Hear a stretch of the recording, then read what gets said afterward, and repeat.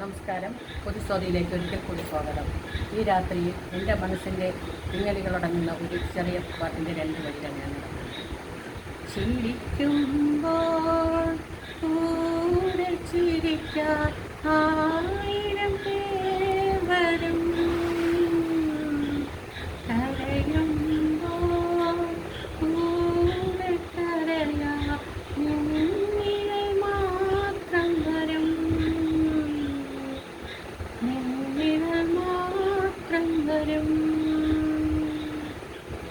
സുഖമൊരു നാൾ വരും വിരുന്നുകാരൻ, സുഖമൊരു നാൾ വരും വിരുന്നുകാരൻ. ദുഃഖമോ വിട്ടൊഴിയാത്ത സ്വന്തം